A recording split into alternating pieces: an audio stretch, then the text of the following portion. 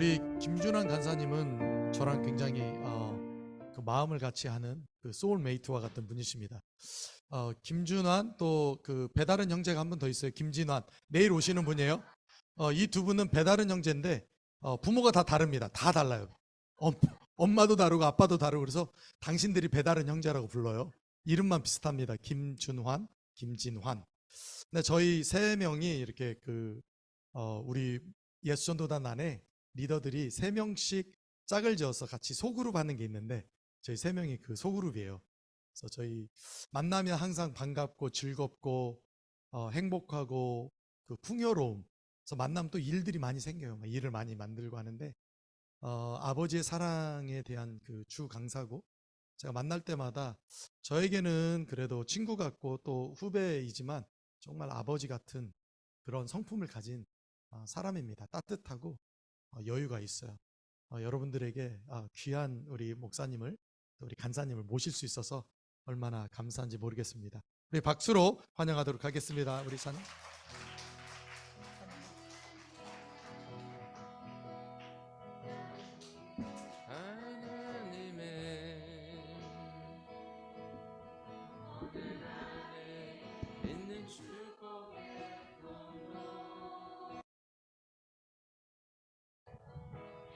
당신을 통하여서 열방이 주께 돌아오게 되리.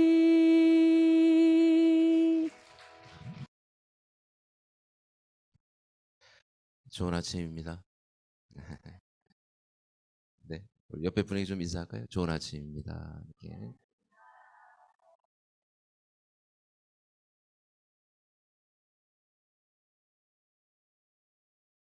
네, 우리 한 번 더 하실 때는 옆선을 보시면서 오늘 유난히 아름다우십니다. 한번 하시겠어요? 네.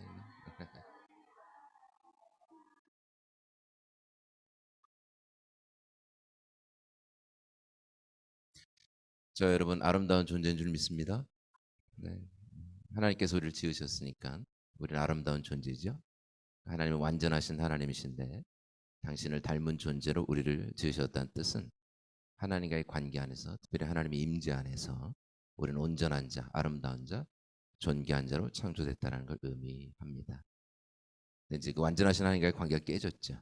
그러면서 이제 우리의 완전성, 그 온전성을 잃어버리게 됐는데 예수 안에서 예수 그리스도 안에서 회복하시고 누리도록 불러주시고 그 은혜를 전하도록 저와 여러분 보내주시는 줄 믿습니다. 그래서 이 중보기도 학교가 우리의 그 아름다움을 더 회복하는 그런 시간 되기를 소망합니다. 더 누려지고 또 우리가 누리기 때문에 넘쳐나고 넘쳐나는 게 흘러갈 때 놀라운 또 회복의 역사가 우리의 삶 한복판에서 일어나게 될 줄 믿습니다. 저는 오늘 주어진 시간 안에 하나님은 어떤 분이신가에 대한 얘기를 좀 나눠보고 싶은데요. 우리가 하나님을 좀 잘 알아가는 게 좀 필요하죠. 그래서 하나님을 알 때 또 하나님의 마음, 하나님의 뜻을 깊이 이해할 수 있고 또 그 마음, 그 뜻이 내 마음, 내 뜻으로 연결될 때 우리는 비로소 하나님의 뜻이 성취되도록 기도하는 진정한 의미의 중보 기도자의 삶을 살아갈 수 있습니다. 중요한 건 이제 하나님을 날마다 알아가는 게 필요한데 이제 문제는 우리가 하나님을 잘 모를 때가 많고 뭐 하나님을 아는 건 둘째치고라도 하나님에 대한 수많은 오해와 왜곡된 이미지를 가지고 신앙생활을 할 때가 많더라는 겁니다. 때때로 이렇게 성경에 비춰지는 하나님의 징계하는 모습이나 하나님의 심판하시는 장면을 보면서 어떤 분들은 하나님을 굉장히 잔인한 하나님으로 생각하시는 분들이 있으세요. 잔인한 하나님, 아주 완고한 하나님, 심지어는 분노를 폭발하시는 하나님, 쓸어버리신 하나님, 분노 조절장의 하나님. 어떤 분들은 하나님을 분노 조절장애로 보더라고요. 쓸어버리시고 갑자기 또 후회하세요. 괜히 다 죽였다. 난 이게 통제가 안 돼. 또 다음날 또 쓸어버리시는 하나님. 여러분 성경엔 그런 하나님이 기록되어 있지 않죠. 오히려 성경은 하나님을 이렇게 소개합니다. 그는 은혜로우시며 자비로우시며 노하기를 더디하시며 인애가 크셔서 뜻을 돌이키사 재앙에서 우리를 건지시는 아버지. 아멘. 잔인한 하나님이 아니라 은혜로우신 아버지, 자비로우신 아버지, 분노 조절 장애가 아니라 노하기를 더디하시는 하나님. 심지어는 이 진노 중에도 절대로 국률을 잊지 않으시는 아버지. 아멘. 그럼 진노 중에 국률을 잊지 않은 아버지의 마음, 그 모습이 잘 표현된 이 표현된 단어가 뭐냐면 남은 자들이라는 표현입니다. 하나님께서 진노 중에도 늘 남은 자의 자리를 마련하시죠. 그리고 늘 구원의 문을 열어주시는 은총의 아버지가 되십니다. 그럼 남은 자들이라는 것은 소외의 개념이 아닙니다. 남은 자만 남겨놓고 너희 다 쓸어버리겠다 이런 게 아니라 구원과 회복의 개념입니다. 어떤 상황에도 심지어는 하나님의 심판이 임하는 그 순간에도 절대로 남은 자의 자리를 처리하지 않겠다고 말씀하시죠. 회복의 자리를 남겨놓겠다고. 그러니까 늦지 않았으니까 주의 은총의 자리로 다시 돌아오라고 주님은 요청하십니다. 물론 하나님은 징계하시죠. 그죠? 그럼 하나님은 공의로운 분이에요. 우리가 진정으로 돌이키지 않는다면 하나님의 징계를 경험할 수 있습니다.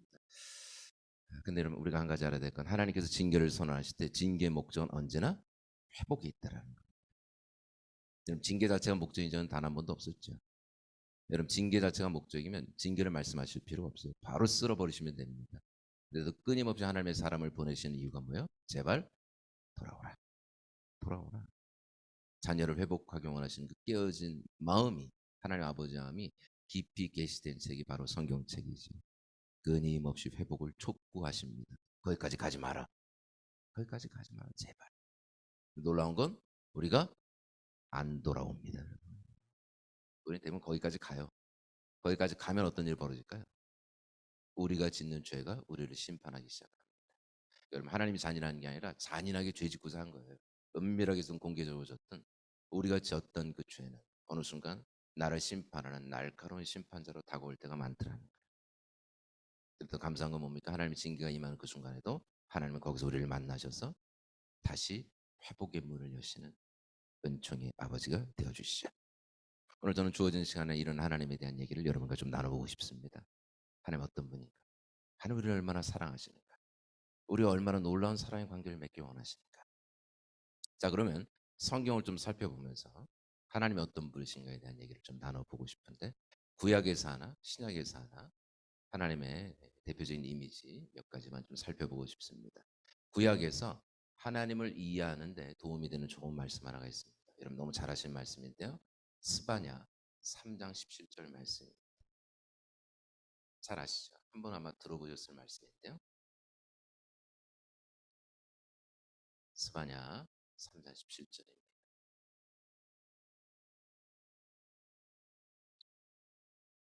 우리 찾으셨으면 한 목소리로 같이 읽겠습니다. 스바냐 3장 17절 같이 읽겠습니다. 시작. 너희 하나님 여호와가 너희 가운데 계시니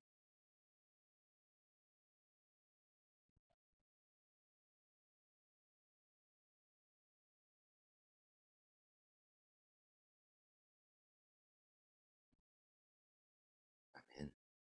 그럼 이 말씀만 보면 굉장히 은혜가 되죠. 근데 여기 스바냐서 전체 분위기는 그렇게 낭만적이지 않습니다. 범죄한 유다와 열국을 향한 하나님의 심판이 기록된 책이 스바냐서죠. 은혜가 되는 건 스바냐에는 하나님의 공의만 기록된 게 아니라 회복의 은총도 같이 기록되어 있더라는 거예요.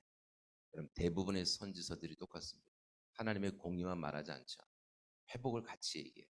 그리고 여러분 크기 면에서 볼 때 회복의 크기가 훨씬 크다라는 걸 보게 돼요. 그러므로 늘 말씀하신 핵심적인 메시지는 뭐예요? 그러므로 돌아오라. 회복의 자리로 돌아오라고 하나님 촉구하시는 거죠. 요스바녀서에도 회복을 촉구하신 하나님의 마음이 깊이 드러난 말씀이 있는데 그게 어디냐면 스바냐 2장 1절에서 3절 말씀을 보시면 하나님의 회복을 촉구하신 마음이 깊이 계시되기 시작합니다. 하나님께서 막 공의를 막 진노를 선언하시다가 스바냐서 정중앙에 당신의 속내를 살짝 비춰주세요. 수치를 모르는 백성아 모일지어다 모일지. 모이라는 건 돌아오라는 거죠. 수치가 뭡니까?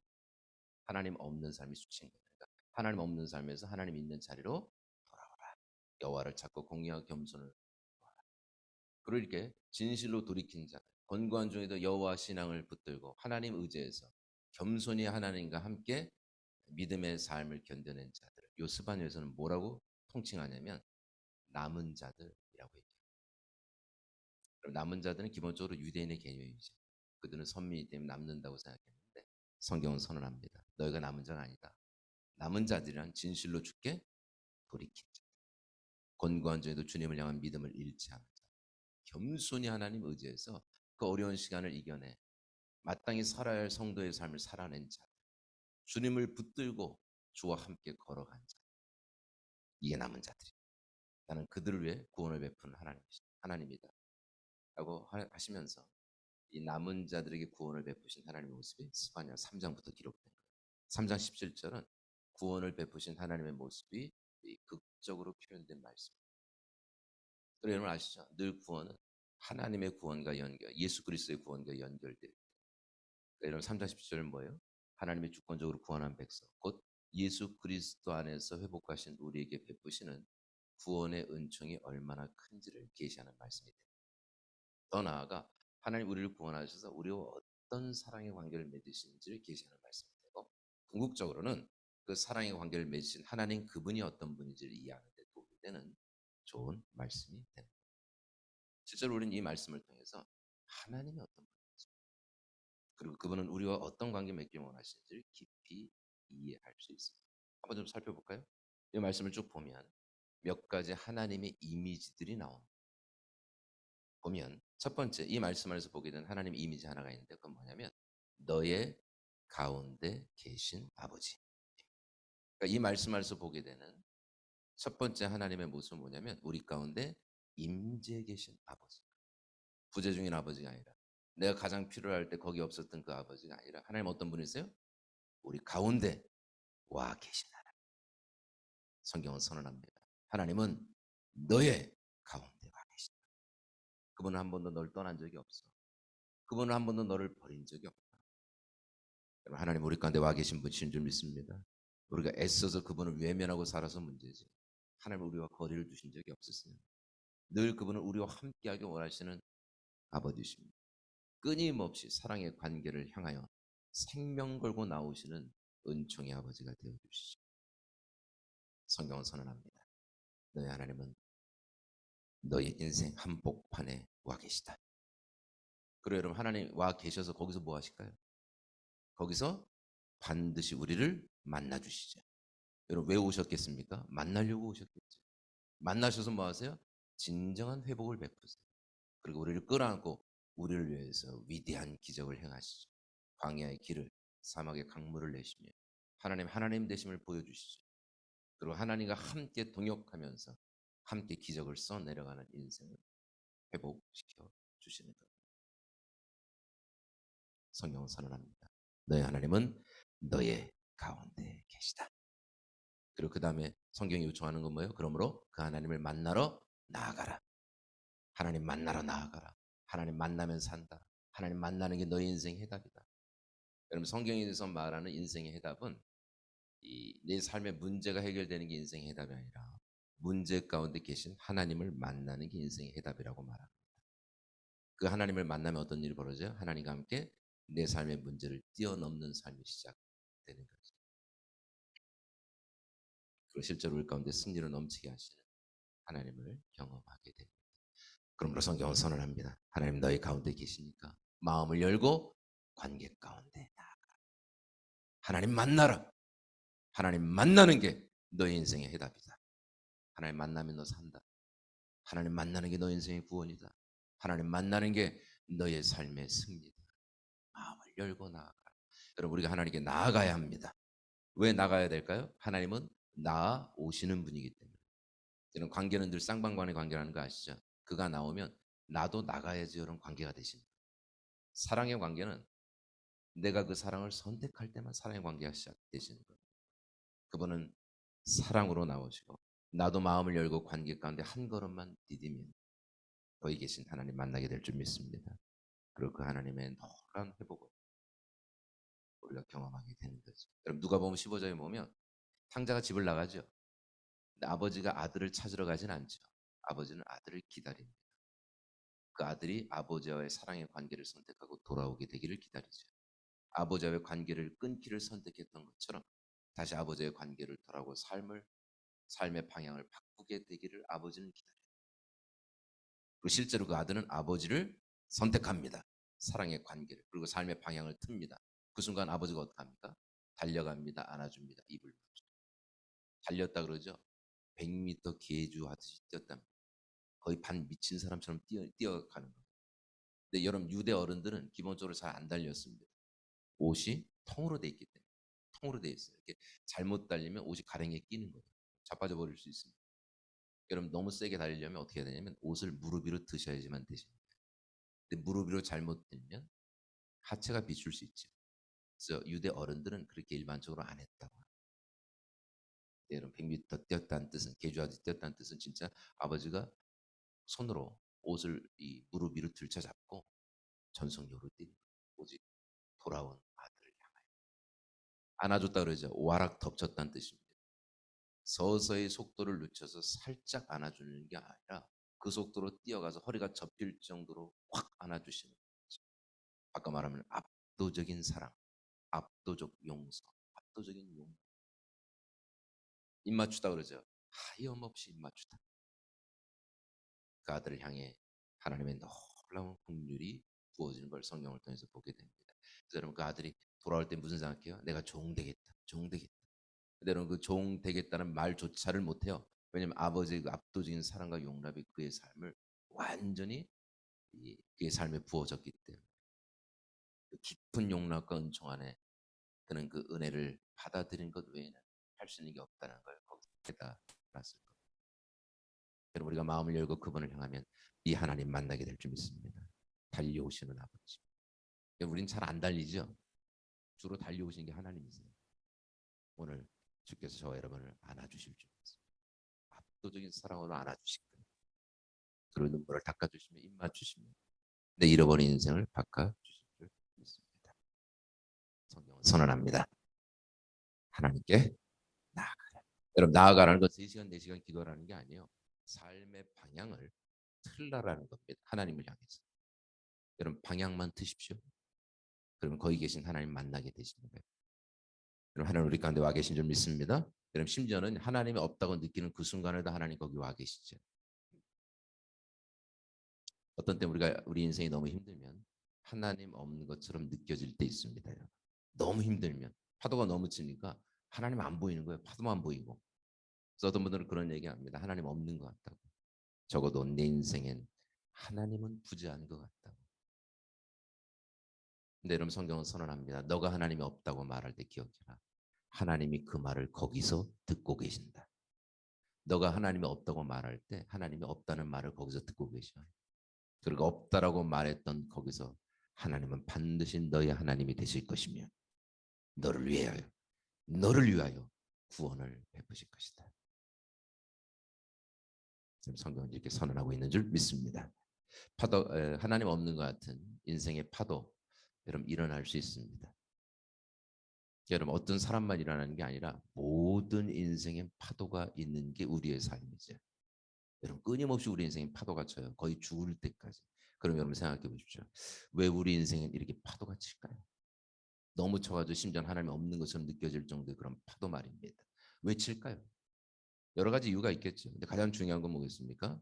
우리가 사는 이 세상은 정상적이지 않기 때문에 그래요. 여러분 하나님과의 관계가 깨진 세상이 어떻게 정상일 수 있겠어요? 이 비정상적인 인생을 사는 게 우리의 삶이고 사실은 비정상적인 일들이 끊임없이 일어나는 게 정상인 삶이 이 세상의 삶이더라는 거예요. 그러니까 여러분 우리가 예수 믿어도 세상에 발붙이고 산다는 뜻은 우리 인생에도 끊임없이 파도가 칠 수 있다는 걸 사실은 의미하더라는 거예요. 뭔가 죄져서가 아니라 인생을 사는 것 자체가 파도가 치는 그런 인생이더라는 겁니다. 그리고 여러분 성경은 그거를 부정하지 않습니다.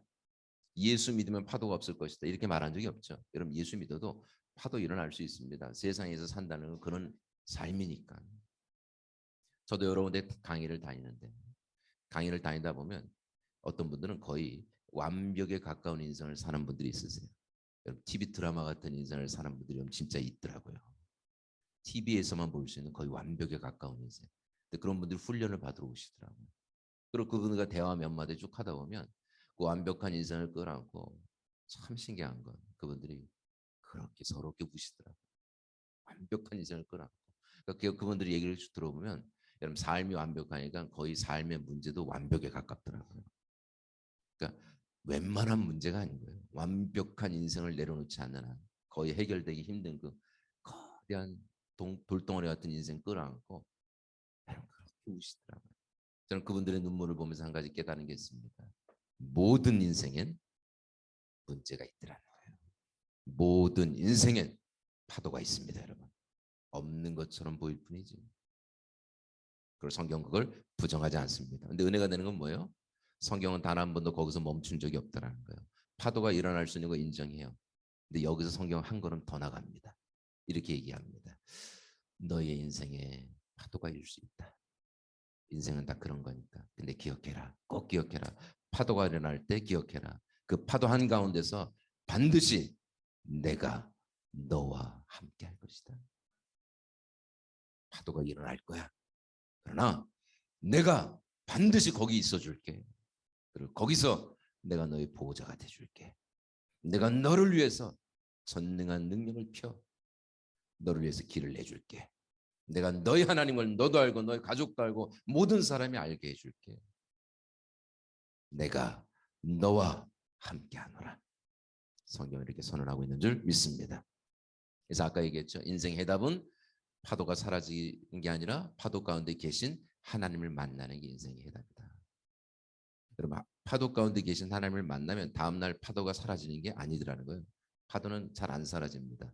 근데 파도 가운데 계신 하나님을 만난 그 사람이 바뀌어요. 하나님과 함께 어떤 파도든 다 뛰어넘는 인생의 승리의 삶이 시작되더라는 겁니다. 그래요 여러분 파도 가운데 계신 하나님을 만난 사람들의 간증과 고백으로 가득 찬 책이 성경책인 거예요. 저는 그 대표적인 인물 여러 인물들이 있지만 대표적인 사람이 누구냐? 다윗이라는 사람입니다. 시편 139편 8절 10절 나중에 한번 보시면 다윗이 이렇게 고백합니다. 내가 하늘에 올라갈지라도 주는 거기 계시고 내가 소울의 자리를 빌지라도 주는 거기 계시며 내가 새벽 날개치며 바다 끝에 가을 때도 주께서 나를 인도하시며 주의 오른손 곧 권능의 손이 나를 붙드십니다. 다윗이 삶을 부딪혀 경험하여 안 하나님은 어떤 하나님입니까? 거기 계신 하나님. 여러분 스올은 지옥을 뜻하죠. 여러분 인생이 지옥과도 같은 시간을 보내고 계신 분들이 있는지 모르겠습니다. 아마 다윗도 자기 인생을 풀어내면서 지옥이라고 표현한 게 적절했을지 모르겠어요. 왜냐하면 도망자로 살았으니까. 도망자로 산다는 건 여러분 대단히 어려운 거였겠죠. 왕이 그를 죽이려고 했었고 아들이 그를 죽이려고 했던 그 충격적인 상황. 스올 지옥과도 같았을 겁니다. 근데 그런 지옥과도 같은 시간을 보낼 때 두 가지를 깨달았다고 합니다. 거기에 하나님이 계시더라. 여러분 우리가 지옥 같은 시간 보내면 거기 아무도 없습니다. 내 말 들어줄 한 사람도 누구도 나를 위로할 수 없다는 그 절망감으로 가득 찬 시간이 지옥입니다. 근데 놀라운 건 다윗은 거기에 하나님이 계셨다라고 말합니다. 그리고 거기 하나님 계실 뿐만 아니라 거기서 뭐 하세요? 거기서 자기를 완전히 보호하고 계시더랍니다. 그리고 그가 나를 붙들고 살 길을 여시는 아버지. 시편 23편 4절에 다윗이 이렇게 얘기합니다. 내가 사망의 음침한 골짜기를 다닐지라도 해를 두려워하지 않는 것은 주께서 나와 함께 하십니다. 주의 지팡이와 막대기가 나를 안위하시나이다. 지팡이와 막대기는 완전한 보호와 세임이란 인도함을 의미합니다. 그러니까 다윗이 이렇게 얘기하는 거예요. 나 힘들 때 나는 여전히 두 가지를 안다. 주께서 나와 함께 하시더라. 거기서 나를 보호하시고 살 길을 열어 여기까지 이르게 하시더라. 내가 오늘 여기까지 이르는 건 나와 함께 하시는 아버지의 은총 때문이며 그 은혜는 앞으로도 사라지지 않을 것이고 나는 그 은혜의 자리를 절대로 떠나지 않을 것이다. 여러분 이게 시편 23편의 고백입니다. 저와 여러분 고백되기를 소망합니다. 나와 함께 하신 하나님.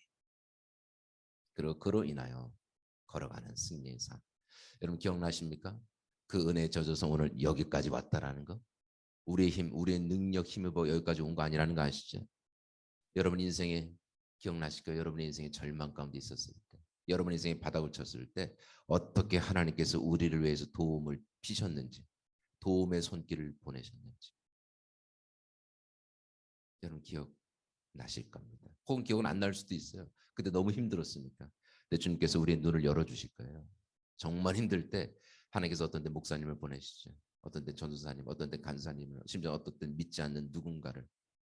그래서 놀라운 격려와 위로를 부어주고 하루를 견딜 수 있도록 도와주고 또 내일을 살아갈 길을 열어주고 또 다른 기회를 오른쪽 문이 닫히면 왼쪽 문을 여시고 다시 또 문을 여셔서 이끄시는 하나님 그 은혜에 젖어서 오늘 여기까지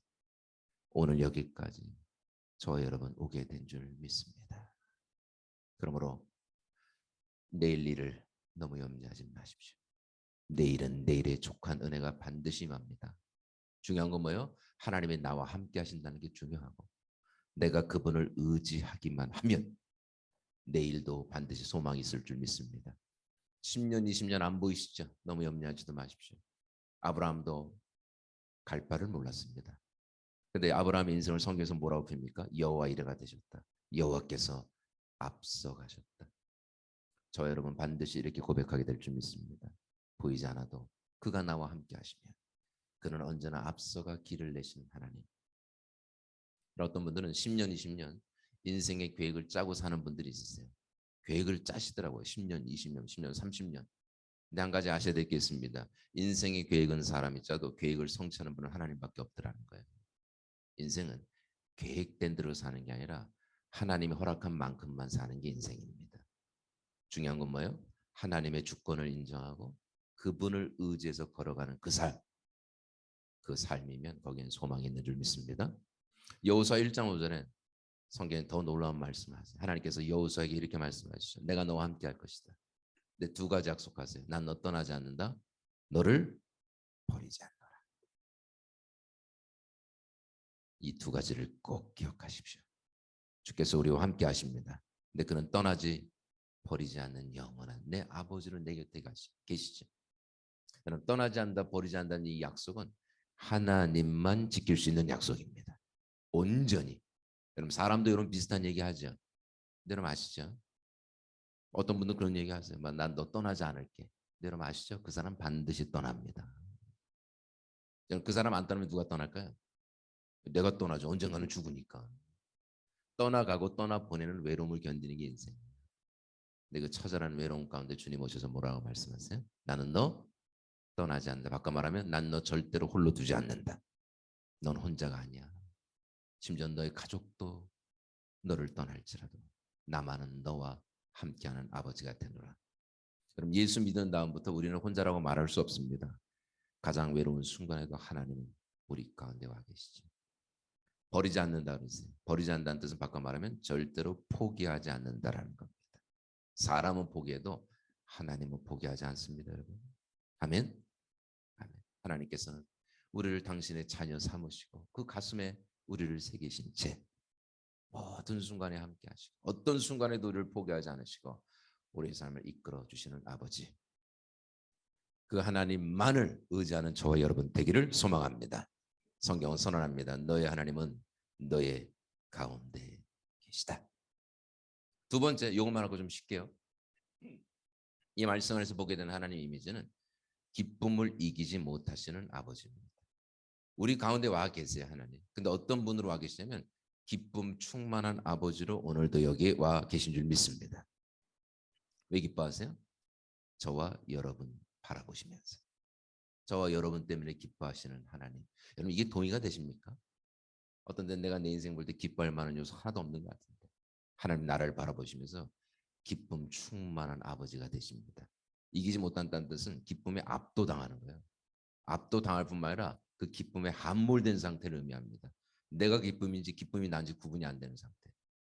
와, 완전히 기쁨에 잠겨 나를 바라보시며 즐거워하시는 아버지.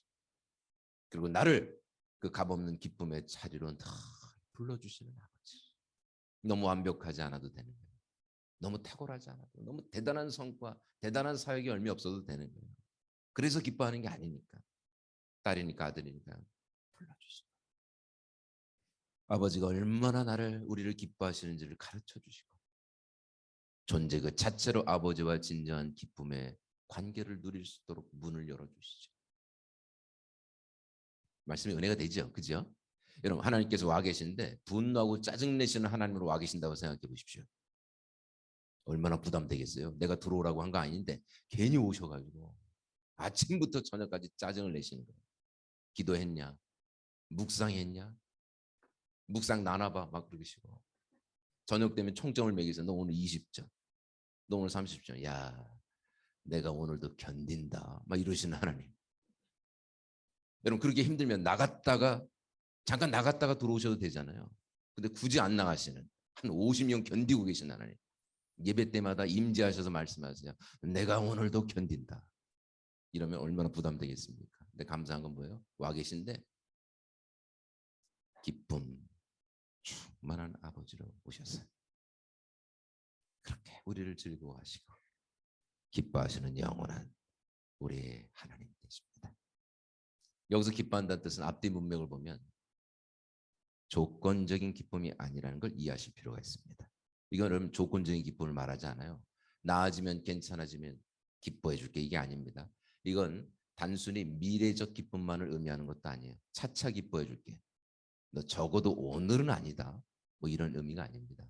여기서 기뻐한다는 뜻은 말 그대로 있는 모습 그대로라는 의미입니다. 존재를 기뻐하시는 아버지의 주권적인 기쁨이며 존재론적인 기쁨이 되는 거예요. 그러니까 하나님께서 주권적으로 구원하신 거예요. 구원하시되 주권적으로 뭐 삼아 주신 거예요? 기쁨 삼아 주신 겁니다. 주권적으로, 주권적인 은혜로 예수 그리스도 안에서 우리를 딸과 아들로 부르시고 존재가 기쁨이 되는 삶으로 초청해 주시고 그냥 존재가 기쁨 되게 해 주신 겁니다. 그래서 존재로서 하나님과 기쁨의 관계를 누릴 수 있도록 완전히 삶의 문을, 회복의 문을 열어 주신 줄 믿습니다. 이걸 다른 말로 자녀된 정체성이라고 해요. 자녀란 존재로 사랑받고 존재가 기쁨이 되는 게 자녀죠.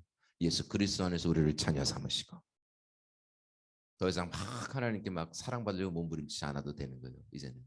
왜냐하면 사랑받는 존재가 됐으니까. 거절에 두려움 없는 사랑의 자리로 나아가 깊은 사랑에 잠기면 되는 것이죠.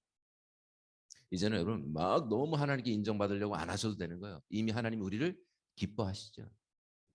그러니까 나를 기뻐하시는 아버지 앞에 두려움 없이 나아가 기쁨의 관계를 맺으시면 돼요. 아멘. 그럼 여러분의 삶에 기쁨이 충만하게 되면 하나님이 기뻐하시는 일을 실천하기 시작하는 겁니다. 아멘. 내 존재가 하나님이 기쁨이라는 게 믿어져야지 하나님이 기뻐하는 삶을 사실 수 있어요. 부모가 자녀를 왜 기뻐합니까? 자녀이기 때문에 기뻐하죠.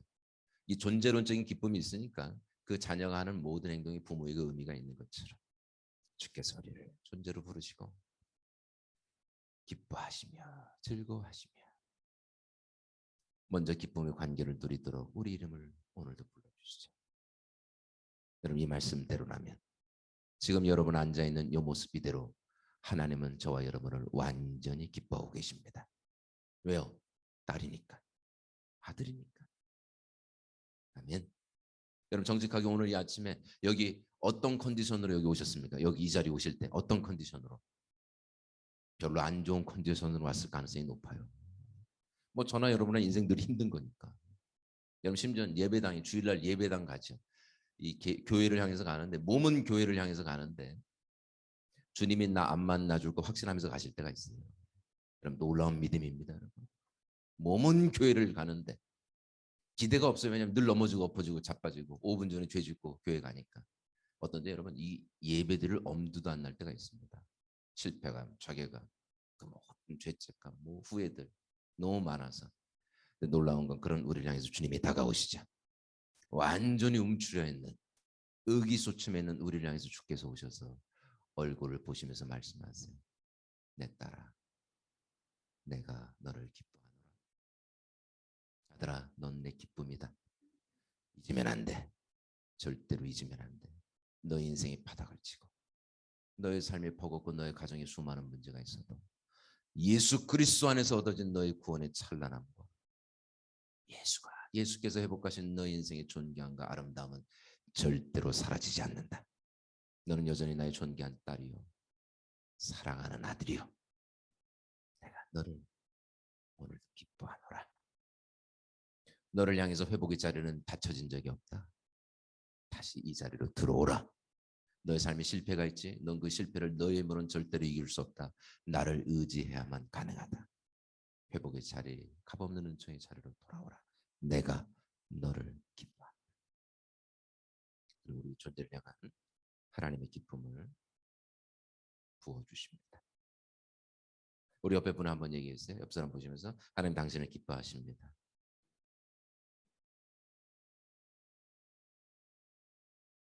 우리 한 번 더 해서 옆 사람 보시면서 너무 완벽하지 않아도 됩니다. 자, 한 번 더 해서 옆 사람 보시면서 너무 완벽하면 하나님 부담스러워하십니다. 이렇게.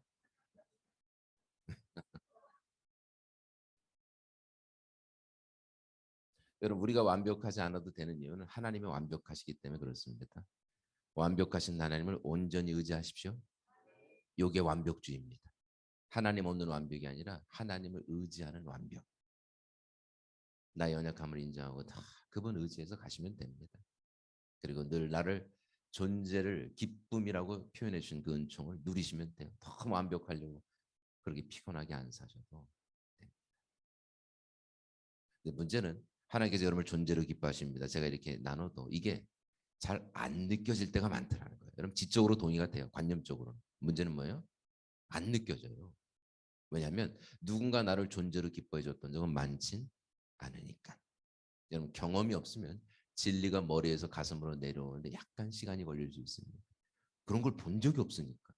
누가 나를 존재로 용납해 준 적이 없었으니까. 늘 나는 더 나은 내가 됐어야 했었으니까. 그래도 간신히 눈길 한번 받는 정도가 내 인생이었으니까. 충분하다. 너의 존재가 충분하다. 이런 게 가슴으로는 동의가 안 될 수 있어요. 지적으로는 동의가 돼도. 누가 나 좋아한다 이 뜻은 대부분 그 사람이 좋아할 만한 요소가 있다는 뜻입니다. 다 그렇지는 않아도. 근데 그 사람이 좋아할 만한 요소가 전혀 없는데 있는 그대로를 인정해주고 존재 자체를 좋아해 줄 수 있는가. 여러분 이게 쉽지가 않더라는 거예요. 심지어는 부모조차도. 기대가 있기 때문에. 여러분 어떤지 모르겠는데 저희 부모님 같은 경우도 저한테 기쁨을 표현하는 분들이 아니셨어요. 특별히 저희 아버지는 경상도 분입니다. 여러분 경상도 분들 아시죠? 주로 두 말씀하세요. 밥 먹었나 자자. 근데 놀라운 건 저희 아버지는 이 두 말씀을 안 하셨어요. 학교를 다니는데 학교를 졸업한 줄 아셨어요. 뭐 이렇게 학비 뭐 이런 얘기하면 아버지 당황하시더라고요. 다니고 있었냐고. 다니고 있었냐고. 저는 더 놀랐어요. 들어간 지 얼마 되지도 않는데 다니고 있었냐고 하니까. 저희 어머니 같은 경우는 또 무서우셔서 표현을 안 하셨고. 그러니까 제가 초등학교 때부터 뭘 깨달았냐면 부모의 기쁨이 되려면 최선을 다해야 한다는 걸 깨달았습니다. 좀 신기하죠? 초등학생이 그걸 깨닫습니다. 제가 부모의 기쁨이 되려고 할 수 있었던 최선은 딱 하나였습니다. 잠을 안 자는 거였어요. 저는 초등학교 때부터 잠을 안 잤어요. 누구도 일어나지 않은 새벽에 혼자 일어났습니다. 새벽에. 그리고 딱 거실에 앉아가지고 새벽에 뭐 했냐면 부모님이 일어날 때까지 앉아서 책을 봤어요. 여러분 제가 책을 좋아했던 애가 아닙니다. 책을 보는 게 아니라 책을 들고 있는 거예요. 안방문 열리기를 간절히 기다리면서. 그리고 새벽에 부모님 나오셔서 저를 보시고 그렇게 놀라시더라고요. 새벽에 누가 자꾸 앉아 있으니까. 그래서 저한테 물어보시니까 몇 시부터 봤냐고. 당황해 하시는데 뿌듯해하는 그 표정. 여러분 제가 그 표정 한번 보려고. 뭔가 나를 자랑스러워하는 그 표정 한번 보려고. 여러분 초등학교 때 잠을 안 잤습니다. 저는 부모님 말씀에 단 한 번도 노를 한 적이 없어요. 제 기억으로는요 거의 완벽에 가까이 순종을 했고 저희 부모님은 그걸 그렇게 자랑스럽게 얘기하셨습니다. 저희 부모님 친구들이 저를 그렇게 다 아셨어요. 순종 잘하는 아이로. 문제는 지금의 제 나이로 제 인생을 돌아보니까 그 어린 시절 기쁨만 있었던 게 아니었다. 정직하게. 그 어린 시절에도 이런 두려움이라는 게 있었더라고요. 그렇게 안 하면 사랑이 안 올 것 같은 두려움. 기쁨이 될 수 없다는 두려움. 그리고 그 어린 시절 느꼈던 그 깊은 무가참은 40대, 50대가 넘어가면 극복될 수 있다고 생각했어요. 나중에 이게 정신 차려보니까 그건 극복되는 문제가 아니었더라고요. 그 어린 시절 느꼈던 이 깊은 무가참이 어느 순간 보니까 제 인격의 일부분이 돼버렸더라고요. 그리고 제가 아주 피곤한 삶을 살고 있다는 걸 나중에 안 거예요. 그 무가참을 극복하기 위해서 끊임없이 인정을 받으려고 하는데 거의 사람에게 집착하듯이 사람의 눈빛을 살피며 권위자를 내 부모처럼 대하면서 그 부모로부터 받지 못한 함몰된 정서를 메꾸려고 하니까 얼마나 피곤했겠습니까? 근데 어떤 인생이 내 인생을 100% 만족시켜 줄 수 있겠어요? 그 사람도 결핍인데. 그러다가 여러분 제가 사역을 시작했습니다. 사역자가 된 거예요. 사역을 어떻게 했을까요? 저는 반 미친놈처럼 사역을 했어요. 사역은 저의 가치를 증명하는 좋은 도구가 돼버리더라고요. 여러분 사역을 열심히 하는 건 잘못된 거 아니죠? 주의 주신 은혜 안에서 최선을 다하는 건 좋은 거예요. 올바른 동기로 사역하는 건 굉장히 좋은 겁니다. 문제는 잘못된 동기로 사역하니까 여러분 이게 문제가 되는데 이 잘못된 동기가 쉬질 못하게 하는 거예요. 저는 그 동기가 있었습니다. 인정을 통해서 내 정서를 메꾸려고 했던 동기. 그러니까 나의 그 정서가 이 잘못된 동기가 저를 몰아가는데 놀지 마, 쉬지 마, 더. 저는 이게 하나님의 음성이라고 생각했어요. 나중에 정신 차려보니까 하나님 한 번도 저에게 이렇게 말씀하신 적이 없더라고요. 저를 힘들게 하는 건 하나님이 아니라 저의 깨어진 정서, 결핍된 아픔과 상처라는 걸 알기 시작했습니다. 저는 반 미친놈처럼 살았고 여러분 미치니까 결과가 나오더라고요. 여러분 소위 세상은 미친 사람 좋아해요. 그죠? 미쳐야지 결과가 나오니까. 여러분 결과가 나오니까 누가 좋아했을까요? 리더들이 좋아하더라고요. 리더들이 좋아하더라고요. 그리고 여러분 그렇게 원했던 인정이 오기 시작했어요. 저는 거의 반 미친놈처럼 살았고 인정을 받기 시작했습니다. 그리고 인정받는 그날 전 깨달았어요. 다시는 쉴 수 없게 됐다는 거예요. 여러분 인정을 받으면 다음 날부터 쉬는 게 아닙니다. 인정을 유지해야 되잖아요. 그 다음 날부터 더 미친놈처럼 살아야 돼요. 그때 알았습니다. 제 인생의 모든 밸런스가 깨졌다는 거. 여러분 관계가 다 깨졌더라고요. 사랑하는 관계가. 특별히 저희 가족과의 관계가. 제가 저희 자녀들의 피로를 볼 수 없었습니다. 많이 힘들었을 텐데. 특별히 제가 제 아내의 외로움을 볼 수 없었어요. 많이 홀로 견뎌야 했던 그 아내의 외로움 말입니다. 제가 그렇게 사니까 저는 저의 가족의 희생을 늘 당연하다고 믿었었으니까. 그리고 삶의 밸런스가 깨지면서 찾아왔던 건 육체적인 질병이었고 소위 여러분 폐병이라고 그러죠. 결핵이 왔더라고요. 뭐 결핵 아실 겁니다. 여러분 수천 명 앞에서 비전을 선포하던 제가 어느 날 딱 정신 차려보니까 병든 몸뚱아리 하나 딱 나왔더라고요. 그리고 여러분 몸이 망가지니까 무기력해지니까 멈추더라고요. 근데 놀라운 건 멈추니까 들리더라고요. 하나님 아버지, 하나님 아버지 사랑의 음성이 그냥 귀가 아니라 그냥 제 가슴으로 울리기 시작하는데 어느 날 가만히 있는데 하나님 마음이 부어지더라고요. 선생님께서 제 이름을 부르시면서 이렇게 말씀하시더라고요. 사랑하는 내 아들 아들이라고 그러시더라고요. 여러분 전 그때 알았어요. 제가 아들이었다라는 걸. 전 아들이 아니었습니다. 탁월한 종이었지. 인정받는 종이 되면 자랑스러운 아들이 될 거라고 믿었어요. 근데 이미 아들이라고 그러시더라고요. 이미. 그리고 제 안에 이런 마음 주시더라고요. 준아 그렇게까지 하지 않아도 된다. 그렇게까지 너를 증명하려고 몸부림치지 않아도 되는 거야. 왜냐하면 내가 이미 너를 인정하노라. 넌 내 아들이요. 내 사랑하는 아들이요. 내가 너 알아주면 되는 거 아니냐. 사람들이 너 좀 몰라줘도 내가 너 인정하면 되는 거 아니냐. 그렇게 하지 않아도 되고 충분하다. 너는 이미 나의 아들이요. 사랑하는 아들. 나의 기쁨이며 너는 존재로 늘 내 앞에서 충분한 자다. 그리고 하나님 아버지의 마음을 그 사랑을 그날은 머리가 아니라 가슴으로 부어주시더라고요. 여러분 저는 충분한 사람이 아니었어요. 충분하려고 몸부림쳤던 사람이었지. 예수 그리스도 안에서 이미 충분해졌다고 선언해 주시더라고요. 그리고 그날은 그것이 믿어지도록 제 가슴에 심겨주시더라고요. 그리고 저의 존재가 예수 그리스도 안에서 있는 모습 그대로 충분한 게 믿어지는 그날 그때 자물쇠가 딱 끊어지는 느낌이 드는데 여러분 그때부터 눈물이 나더라고요. 서러움, 외로움, 그 곤고함 속에서 견뎠던 제 삶의 모든 아픔들이 풀어지고 여러분 제가 그날 이후부터 웃기 시작했어요. 저는 그전에 잘 웃질 못했습니다. 늘 나를 증명해야 했기 때문에. 근데 그렇게 안 해도 된다는 걸 안 거예요. 왜냐하면 예수 그리스도 안에서 내 인생 충분하니까. 그리고 오히려 그 충분함을 받아들일 때 내 삶의 은사와 능력이 그때부터 풀어진다는 걸 이해하기 시작했습니다. 오늘 하나님 여기 와 계신 줄 믿습니다. 오늘 저와 여러분에게 선포해 주시길 소망합니다. 내 딸아 아들아 넌 충분하다. 딸이니까 아들이니까. 그리고 여러분 이 진리가 오늘은 그냥 지적인 관념적 동의가 아니라 가슴으로 믿어지고 누려지는 은혜가 있기를 소망합니다. 아멘. 기쁨을 이기지 못하시며 우리를 기뻐하신 아버지 여기 와 계신 줄 믿습니다. 우리 자리에서 한번 일어나 보시겠어요? 우리 조금 쉴 텐데요.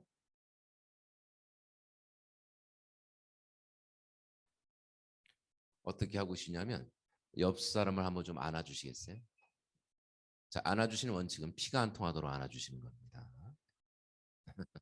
자, 안아주시면서 고백해 주세요. 충분합니다. 이렇게 충분합니다.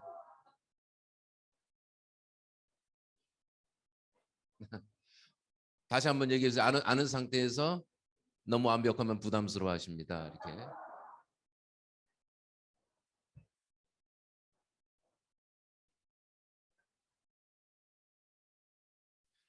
자, 한 사람만 더 안아주시겠어요? 반대편으로 가셔서 또는 뒤로 가셔서 형제는 형제, 자매는 자매. 자, 많이 안아주면 많이 회복됩니다. 한 번 더 안아주세요. 한번 고백해서 안아주시면서 하나님 당신을 사랑하십니다.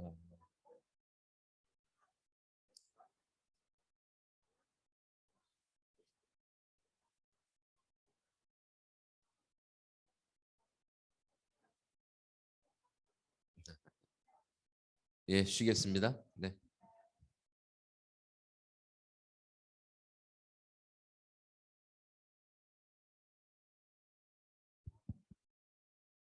네.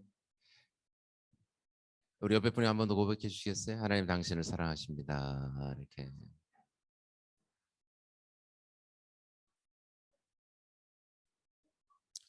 제가 이렇게 자꾸 옆 사람에게 얘기하라니까 약간 귀찮으시죠? 네. 여러분 이렇게 진리를 듣고 진리를 말할 때 회복이 일어납니다. 그래서 이렇게 자꾸 의도적으로 듣고 의도적으로 진리를 말하고 고백하는 거 이렇게 좀 훈련하시면 굉장한 도움이 되실 거예요. 옆 사람을 말하는 거 굉장히 중요합니다. 그리고 또 안아주는 것도 중요하고 많이 안아주면 많이 회복됩니다. 그래서 한번 이렇게 또 이렇게 연습을 많이 하시면 좋을 것 같고 한번 더 해볼까요? 옆 사람 보시면서 있는 그대로 충분합니다.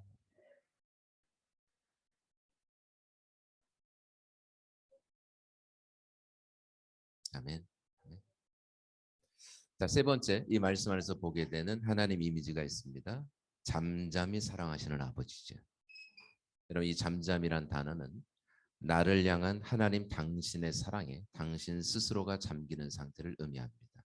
그러니까 나를 향한 하나님의 사랑이 너무 커서 그가 잠길 정도의 사랑으로 나를 바라보시고 나에게 몰입하시고 깊은 사랑의 교제를 누리는 상태. 수많은 무리 중에 나 하나가 아니라 온 우주에 나 한 사람 있는 것을 완전히 사랑 안에 몰입하셔서 깊이 나와 교제하는 상태. 그리고 그 깊은 사랑 안에서 스스로 안식하시고 그 사랑으로 나의 모든 허물을 덮으시고 끝내는 나를 가슴에 새기고 있는 상태. 이게 잠잠입니다. 이 잠잠이라는 단어는 실제로 끌로 긁듯이 하다 새기다는 의미를 갖는 단어죠. 하나님께서 한없는 사랑으로 나를 바라보시고 나에게 몰입하시고 사랑의 교제를 누리면서 끝내는 그의 가슴에 나를 새기시는 상태. 가슴이 저밀 정도로 가슴이 아플 정도로 사랑의 교제를 누리시는 아버지. 오늘 우리 가운데 와 계신 줄 믿습니다. 너무 바쁜 아버지가 아니라 나한테 시간 내주기도 버거운 힘든 그런 아버지가 아니라 와 계시고 바라보시고 또 바라보시고 오늘도 나를 그의 가슴에 새기시는 아버지. 이스라엘 당신의 손바닥에 새겼듯이 우리를 그의 가슴에 새기는 아버지. 여러분 이렇게 가슴이 저미는 사랑 해보신 적 있으시죠? 이게 일반적인 관계에서는 잘 안 나타납니다. 근데 언제 나타나냐면 부모와 자식 간의 관계 나타나요. 부모님들은 자녀를 바라볼 때 사랑이 터져 나오는 분들이죠. 사랑에 잠기는 게 부모들하는 거예요.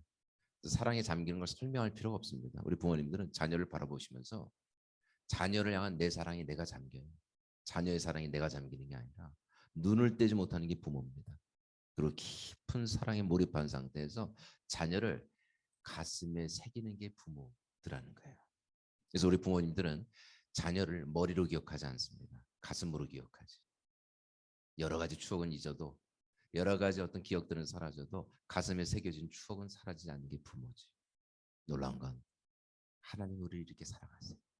우리를 자녀 삼으시고 진정한 사랑의 그 깊이로 우리를 끌어안아 주시며 동행하시는 아버지.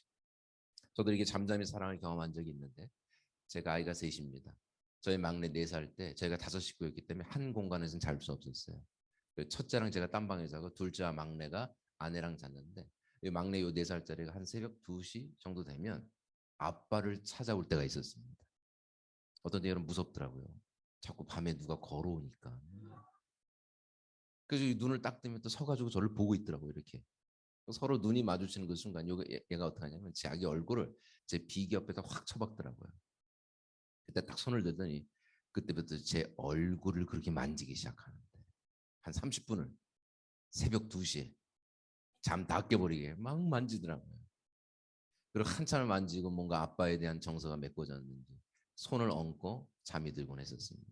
그리고 저를 만지며 자는 아들을 보는 그 순간 제가 어땠을까요? 분노가 폭발했을까요? 이야 또 깨었구나 이 자식이. 이게 아니라 전 그때 알았어요. 잠잠히 사랑이 시작되고 있다라는 걸. 여러분 가슴이 한 복판에서 사랑이 올라오더라고요. 느껴질 정도로. 완전히 제가 그 사랑에 잠겨 눈을 떼지 못한 상태에서 아들을 보는데 이런 은혜가 되더라고요. 하루 종일 봤는데 저를 만지며 자는 아들을 보는데 은혜가 되더라고요. 제가 그런 생각했습니다. 야 얘가 아들이구나. 얘가 이렇게 생겼구나. 얘가 내 아들이구나. 그리고 저도 손을 만져 그 아들을 이제 어루만지기 시작하는데 제가 머리카락을 손으로 그렇게 비비더라고요. 전 그때 알았어요. 제가 아들의 머리카락을 세고 있다라는 거. 사랑하면 머리카락도 셉니다. 하나가 내 가슴에 남으니까. 눈썹을 만지고 코를 만지고 저도 아들의 얼굴을 손으로 비비며 그런 생각했어요. 얘가 이렇게 생겼구나. 얘가 내 아들이구나. 그리고 그날 그 새벽 전 깨달았습니다. 그날 그 아들이 제 가슴에 새겨지고 있다라는 거. 그리고 저도 저희 아들을 만지며 아들을 느끼며 잠이 들곤 했었습니다. 요게 잠잠입니다. 아멘. 놀라운 건 하나님께서 우리를 이렇게 사랑하신 줄 믿습니다. 우리를 구원하시고 견딜 수 없는 기쁨으로 우리를 바라보시다가 그 깊은 사랑에서 나를 가슴에 새기시는 아버지. 점일 정도로. 그리고 이 뒷부분 이렇게 끝납니다. 즐거이 부르시로다. 여러분 여기서 즐거이 부른다는 건 축제 속의 환호성을 의미합니다. 여러분 축제 가보셨죠? 밤 미친 사람처럼 노래를 부르는 게 축제 속의 환호성이에요. 그러니까 여러분 축제 가서 그냥 기뻐하는 신용을 하는 게 아니죠. 진짜 기쁨과 내가 하나가 된 상태. 완전히 그 축제 분위기에 젖어가지고 기쁨과 하나가 돼서 거의 밤 미친 사람처럼 노래를 부르고 소리를 지르고 춤을 추는 상태. 기쁨과 하나가 된 상태. 하나님께서 나를 구원하시고 자녀 삼으시고 스스로 기뻐하시고 즐거워하시고 가슴으로 즐거워하시다가 견딜 수 없는 아버지가 벌떡 일어나 반 미친 사람처럼 뛰어다니며 나를 구원하신 그 아버지가 기뻐하시고 노래를 부르고 춤을 추시고 그 회복의 아버지 축제의 아버지라고 성경은 선언합니다. 누가복음에 탕자가 이렇게 15장에 탕자 돌아오면 송아지를 잡거든요. 그 당시 문화 안에서 송아지는 동네 잔치를 열었다는 뜻입니다. 아들을 구원하신 아들을 회복한 그 아버지는 동네 잔치를 열고 오늘 이 장면에서도 하나님은 축제를 행하시죠. 나를 구원하시고 가슴에 끌어안고 노래를 부르며 춤을 추시는 하나님. 그리고 그 기쁨의 자리로 우리를 불러주시는 아버지 저와 여러분의 하나님이신 줄 믿습니다. 중요한 건 그 하나님 여기 와 계시다라는 거예요. 내가 끌어내린 게 아니라 그분은 여기 와 계세요. 오늘도 나를 바라보시는 아버지. 오늘도 나를 향해서 충분하다고 말씀하시는 아버지. 오늘도 너가 내 가슴에 있다고 말씀하시는 아버지. 그리고 오늘 나의 손을 잡으시고 나와 함께 노래를 부르며 즐거워하시며 동행하시는 아버지. 오늘 여기에 임재해 계십니다. 우리가 그 하나님 만나게 되기를 소망합니다. 그 은혜로 사랑으로 넘치게 되기를 소망합니다. 자, 구약에서 한번 좀 살펴봤고 신약으로 넘어가면 하나님을 한 단어로 소개할 수 있습니다. 하나님 아버지로 소개할 수 있어요. 여러 가지 표현이 있겠지만 아주 중요한 표현 하나는 하나님 아버지십니다. 여러분 아버지라는 개념은 구약에도 있었습니다. 민족의 아버지, 이스라엘의 아버지. 근데 여러분 이스라엘이 종종 하나님을 아버지로 소개하긴 했었어요. 근데 여러분 이게 포괄적인 의미가 굉장히 컸습니다. 민족의 아버지, 이스라엘의 아버지. 그러나 그분을 내 중심에 모시고 그와 하나됨을 연합을 누리고 그와 친밀함을 누리며 동행할 수 있다고 생각하기는 쉽지는 않았다라는 거예요. 기본적으로 하나님은 어미하신 분이죠. 뭔가 다가가기 쉽지 않는 이름을 부르기도 버거웠던 그때에 누가 하나님을 아버지로 아주 선명하게 계시해 주셨을까요? 저 예수님이죠. 그래서 하늘에 계신 전능자의 품에 하늘에 계신 우리 아버지를 우리 가운데 깊이 새겨주시고 새겨주실 뿐만 아니라 그 하나님 아버지를 누리도록 회복의 문을 다 열어주시고 우리의 삶을 복되게 하신 분이 바로 주님이신 줄 믿습니다. 예수께서 오신 이 땅에 오신 여러 가지 이유가 있죠. 근데 중요한 이유 중에 하나가 있다면 하나님을 아버지로 계시하길 원하셔서 오신 겁니다. 아버지로 보여주시고 아버지의 관계를 회복하기 원하셨어요. 예수께서 이렇게 말씀하시죠. 나는 하나님을 한 단어로 정의할 수 있다. 하나님은 내 아버지다. 근데 그가 아니야. 그분은 너희의 아버지시다. 오래전에 집 나가서 기억도 안 나지. 그가 너를 지으셨어. 그가 너를 잃어버리고 고통스러워하셨고 나는 그 아버지의 고통을 끌어안고 여기 왔다. 내가 여기 왜 왔냐? 너희들 다 데리고 아버지 집으로 가려고. 그리고 그 아버지 다시 너희의 아버지 되게 하려고. 그래서 다시는 아버지 없는 고달픈 인생 살지 않게 하려고. 다시는 그렇게 혼자 울지 않게 하려고. 위로의 아버지 계신데 그렇게 서럽게 혼자 울지 않게 하려고. 눈물을 닦으시는 아버지를 누릴 수 있도록. 그렇게 이제는 먹을까 마실까 입을까 염려하지 않도록. 내 피를 나보다 더 잘 아시는 영원한 아버지 곁에 있으니까. 10년 20년 너무 염려하지 않도록 광야의 길을 사막의 강물을 내신 아버지가 곁에 있으니까. 다시는 고아처럼 살지 않도록. 그 아버지 너희의 아버지 되기 위해서 내가 여기에 왔다. 라고 주님 선언하시고 그 열정을 끌어안고 주님이 십자가에 죽으신 거예요. 왜요? 하나님 아버지, 우리 아버지 되길 원하셨기 때문에. 그러니까 첫 번째, 예수님은 하나님을 아버지로 보여주십니다. 두 번째 주님이 하셨던 건 그 아버지를 보여줄 뿐만 아니라 아버지를 누리는 삶이 뭔지를 삶의 모델로 주님이 보여주시죠. 그러니까 하나님과의 관계를 계시해 주세요. 그러니까 예수께서 보여주신 하나님 아버지는 관념적인 아버지가 아니었다라는 거예요. 실제로 내 삶 한복판에서 하나님을 부르며 누릴 수 있는 삶을 보여주시죠. 그러니까 하나님을 아버지로 누린다는 게 뭔지를 주님이 눈으로 볼 수 있도록 모델로 보여주시는 거예요. 예수께서는 하나님과의 관계를 계시하십니다. 왜요? 그 모든 것 다 우리 것 되길 원하셨기 때문에. 한 번은 그런 얘기 하시죠. 나는 스스로 아무것도 할 수 없다.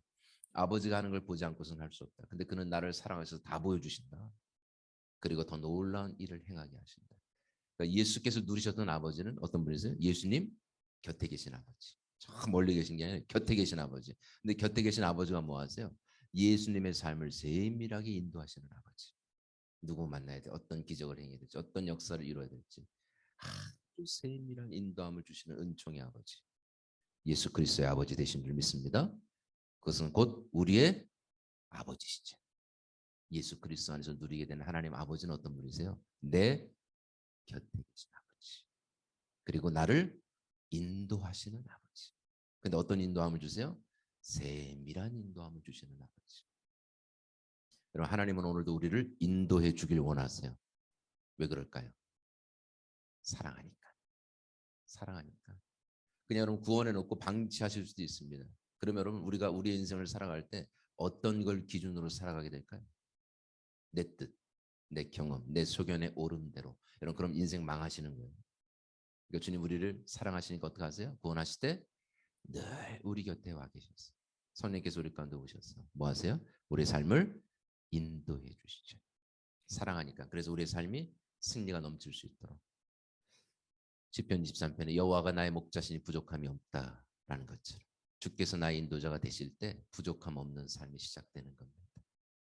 더 나아가 여러분 인도하신 하나님의 인도하심을 풍성히 누리길 원한다면 여러분이 한 가지 해야 될 게 있습니다. 그건 뭐냐면 자주 묻고 듣고 행하는 삶을 훈련하시는 거예요. 여러분 하나님께 자주 물어보십시오. 묻는 건 자녀의 특권입니다. 자녀는 모든 얘기할 수 있습니다. 그리고 삶에 대해서 끊임없이 하나님께 물어볼 수 있어요. 딸이니까 아들이니까. 그리고 주의 마음을 받아 주와 함께 행하는 삶을 훈련해 보십시오. 훨씬 저와 여러분의 인생이 풍성해질 줄 믿습니다. 그냥 하루를 사는 것과 하루를 향한 하나님의 마음을 받고 하루를 사는 건 다른 겁니다. 사람을 대할 때도 한번 물어보세요. 저 사람을 향한 하나님의 마음은 뭡니까? 남편을 향한, 아내를 향한, 자녀를 향한, 어떤 데 직장 상사를 향한, 어떤 권위자를 향한 주의 마음. 그리고 주의 마음이 부어지면 그 사람을 향한 새로운 관점이 오게 되죠. 새로운 관점이면 관계의 모습이 바뀌기 시작합니다. 관계 돌파가 일어날 수 있습니다. 때때로 여러분 무가참에 다가올 때 하나님께 물어보십시오. 하나님, 나는 누굽니까? 사람들은 나를 향해서 병신, 등신, 바보, 멍청이라고 말합니다. 하나님, 난 누굽니까? 그때 하나님께서 우리의 정체성을 새롭게 해주실 줄 믿습니다. 필요 이상의 재정이 들어오면 하나님께 물어보세요. 하나님, 혹시 나를 위해서 주신 겁니까? 섬기도록 주신 겁니까? 하나님께서 누군가를 기억나게 하신다면 믿음으로 재정도 흘려보내 보십시오. 붙들고 사는 것보다 나눌 때 더 풍성하다는 걸 깨닫게 주실 겁니다. 한 번은 예수께서 하나님 아버지를 얘기하니까 제자들 중에 한 명이 이렇게 묻습니다. 아버지를 좀 보여주세요. 예수님 뭐라 그러세요? 나를 본 게 아버지 본 거다. 그가 내 안에 내가. 그러니까 예수께서 누리신 아버지는 예수님 곁에 계실 뿐만 아니라 예수 그리스도와 완전한 하나 되신 아버지, 연합의 아버지, 사랑으로 완전히 하나로 동행하시는 하나이시는 아버지. 그 아버지, 저와 여러분의 아버지 되신 줄 믿습니다. 그러니까 하나님은 내 곁에 계세요. 근데 정말 궁극적으로 하나님 원하시는 건 뭡니까? 저와 사랑의 연합을 누리게 되길 원하시죠. 이게 우리를 향한 하나님의 마음의 핵심적인 마음이에요. 하나님 우리를 불쌍히 여기셔서 뭐 하세요? 구원하시죠. 구원하셔서 뭐 하세요? 사랑의 진정한 연합을 누리게 되길 원하십니다. 그가 내 안에, 내가 그 안에, 그와 더불어 먹고 마시는 삶. 아멘. 그러니까 여러분 하나님께서 우리 가운데 원하신 건 우리 자신들입니다. 다른 어떤 게 아니라 하나님 우리를 원하세요. 하나님은 우리로 인해서 기뻐하고 우리는 하나님 그분으로 기뻐하는 진정한 존재 대 존재와 누리는 관계. 하나님께서 이스라엘을 애굽에서 끌어내시고 10계명을 주시죠. 첫 번째 계명이 뭡니까? 나 외에 다른 신을 두지 마라. 여러분 바꿔 말하면 너와 나 사이에 오직 나만 있어야 한다. 그러니까 진정한 사랑을 원하십니다. 진정한 사랑의 관계. 나는 너로, 너는 나로. 그리고 여러분 우리가 사랑으로 하나님과 연합을 이루면 그 다음 어떤 일이 벌어질까요? 비로소 거기서 기적이라는 게 시작되는 거예요. 사랑으로 하나 되면 기적이 일어납니다. 사랑의 결과로 나타나는 게 기적입니다. 왜 기적이 일어나면 이런 거예요. 하나님과 내가 사랑으로 하나 되면 하나님의 눈물이 내 눈물이 되고 그의 기쁨이 내 기쁨이 되고 그가 좋아하는 걸 나도 좋아하고 그가 싫어하는 걸 나도 싫어해요. 나중에는요. 죄를 미워하는 삶이 시작됩니다. 여러분 40년 50년 죄 짓다가 죄의 권위를 내려놔요. 주님을 사랑함으로. 그리고 주님을 따르기로 결정합니다. 이게 엄청난 기적이죠. 그죠? 여러분 홍해가 갈라지는 것도 기적이에요. 근데 50년 동안 죄 짓던 죄의 권위를 내려놓는 삶. 엄청난 기적입니다. 그리고 여러분 그 사랑이 깊어지면 궁극적으로 어디까지 가냐? 아버지의 마음을 이해하는 자리까지 들어가시는 거예요. 아버지의 뜻을 알아요. 사랑하니까. 그가 왜 우시는지, 뭐 때문에 기뻐하시는지, 아버지는 오늘 이 아침에 뭘 바라보고 계시는지. 그리고 사랑하니까 그 뜻이 내 뜻이 됩니다. 나의 뜻과 하나님의 뜻이 연결되기 시작해요. 사랑하니까. 설사 내 뜻과 하나님이 충돌하는 그 순간에도 내 뜻을 내려놓습니다. 아버지의 뜻을 내 뜻으로 받아요. 왜요? 사랑하니까. 그리고 사랑의 순종을 통하여 아버지의 뜻을 온전히 이루기 시작하죠. 그럴 때 내 삶에 아버지의 뜻이 성취되면서 소위 기적이라는 게 시작되죠. 여러분 이런 삶의 모델이 누굽니까? 예수님이죠. 그죠? 예수님은 아버지와 사랑을 누리셨고 아버지의 뜻을 자신의 뜻으로 받아 오직 아버지를 영화롭게. 그런 주님의 삶은 위대한 삶이셨습니다.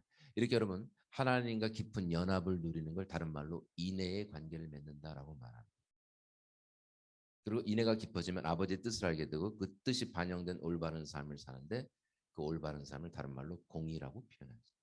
인애와 공의가 한결같이 유지될 때 나타나는 올바른 관계성을 의라고 말합니다. 성경에서 강조하는 성도의 삶이요. 바꿔 말하면 자녀된 삶이죠.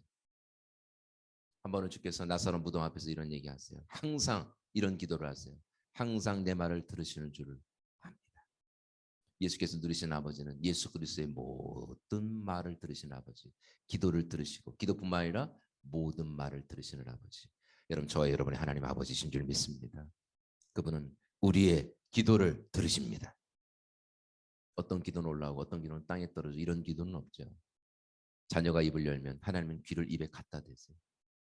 모든 기도, 모든 소리를 들으십니다. 들으신다라는 건 뭐냐면 응답하신다라는 거예요. 아주 놀랍도록 응답하신 하나님. 우리 가운데 역사하시는 아버지 되신 줄 믿습니다. 한 번은 주님 이런 얘기하시죠. 나를 보내신 이가 나와 함께 하신도다. 나는 항상 그가 기뻐하는 일을 행하고 그는 나를 홀로 두지 않노라. 예수께서 누리신 아버지는 예수 그리스도와 늘 동행하시는 아버지. 예수께서도 그 아버지와 동행하는 삶을 늘 선택하셨다고 합니다. 어떻게 선택하심으로? 항상 기뻐하는 일을 행하심으로. 그러니까 바꿔 말하면 사랑의 순종을 통하여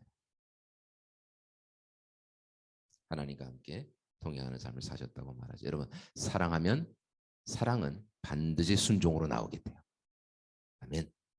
사랑에 순종하는 삶은 하나님이 늘 함께 하셔서 그의 삶을 통해서 기적을 행해 주시는 거예요. 여러분, 이 순종의 크기가 작든 크든 그건 중요하지 않습니다. 주께서 말씀하셨기 때문에 사랑함으로 내 삶을 들여 순종하는 거예요. 사람이 알아주든 아무런 필요가 없는 겁니다. 하나님 앞에서 사랑함으로 하는 그 순종. 여러분, 그게 아무리 작아 보여도 순종하는 그 사람을 절대로 하나님 홀로 두지 않으세요.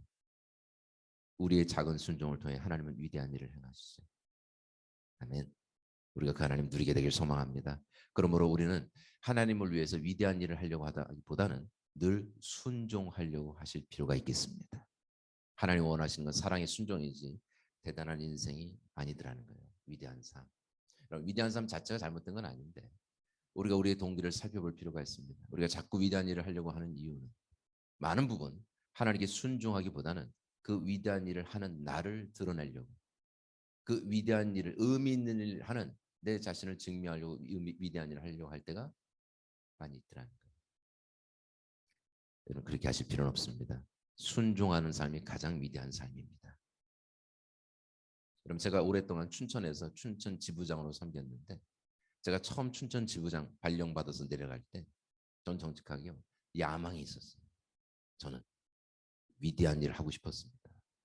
그러니까 저는 그걸 통해서 제 자신을 증명하고 싶었어요.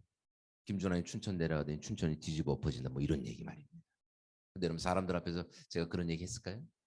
여러분 제가 가면 춘천 뒤집어질 겁니다. 제가 탁월하니까. 제가 뭐 이런 얘기 했겠습니까? 얼마나 교만해 보여요, 여러분. 이렇게 안 했죠. 여러분 저는 춘천을 섬기러 갑니다. 이렇게 얘기했어요. 근데 여러분 정직하지 않은 야망이 있었어요. 뒤집어 엎어버리는. 여러분 춘천 가가지고 제가 별걸 다 했습니다. 별 이벤트를. 거의 지부장으로 할 수 있는 지역에서 할 수 있는 모든 일을 다 했고. 근데 문제는 뭔가 하나님이 말씀하시는 아주 핵심적인 전략, 춘천을 뒤집어 엎을 만한 그런 어떤 전략은 뭔가 이렇게 하나님으로부터 오지 않더라. 오지 않아도 여러분 제 경험을 따라 또 능력을 따라 열심히 했어요. 뭐 열심히 하는 것 자체가 나쁜 건 아닐지라도. 근데 문제는 뭔가 2% 부족한 느낌이 떠나지 않았고 제가 그래서 아침마다 하나님께 기도했습니다. 하나님 전략을 주십시오. 전략을 주십시오. 근데 하나님 침묵하시더라고요. 거의 3년째. 3년째 어느 날 제가 아침에 하나님께 기도했습니다. 하나님 이 춘천을 바꿀 만한 위대한 전략을 한번 하나님 좀 주십시오. 놀라운 건 성령께서 하나님 마음 부어주시더라고요. 성령의 감동을 주시더라고요. 제 안에 이런 마음 주시더라고요. 주나라 내가 너한테 전략을 줄 거다. 전략을 주신다 그러더라고요. 기뻤습니다, 여러분. 드디어 주시는구나. 드디어 뒤집어 엎어버리겠구나. 근데 성령께서 제 안에 이런 마음 주시더라고요. 전략은 이거다. 전략은 뭐냐면 내가 하라는 것만 해라. 이게 전략이다. 이것저것 하고 다니지 말고 내가 하라는 것만 해. 그리고 지금 너가 해야 될 한 가지가 있다. 너와 함께 있는 간사들을 진실로 사랑해라. 그들을 너의 목적의 도구로 대하지 말고 너가 그들에게 너의 삶을 주면 그들이 바뀌어 나의 일을 할 것이다. 간사를 사랑하라 그러더라고요. 이게 하나님의 전략이었어요. 그럼 기분이 안 좋아지기 시작했습니다. 내가 옆에 있는 사람을 사랑하면 리더들이 그걸 알아줍니까? 안 알아주죠. 이벤트 해야 돼요. 100명, 300명 만들고 화요 모임 폭발적으로 사람 늘리고. 하나님 원하시는 건 순종이었어요. 어떤 다른 게 아니라. 그리고 원하셨던 순종은 사랑이었습니다. 사랑의 순종. 그리고 그걸 주의 마음으로 받았고 주님께 고백했습니다. 주님 제가 그렇게 하겠습니다. 그리고 삶을 들여 또 간사들 위해서 시간을 내주고 기회를 주고 그들을 지지하고 그들이 할 수 있도록 문을 열기 시작했고 참 신기한 거 그러니까 간사님들이 사역을 시작하더라고요. 그리고 그분들의 사역이 회복이 되니까 춘천 지부가 회복이 되고 도시의 중요한 역할을 하는 일들을 하기 시작했습니다. 하나님 오늘도 사랑의 순종으로 우리 인생이 넘치게 되기를 소원하십니다. 그리고 사랑을 순종을 통해 하나님과 역사를 만들어갈 수 있죠. 우리 옆에 분이 한번 고백해 주시겠어요? 순종합시다. 이렇게.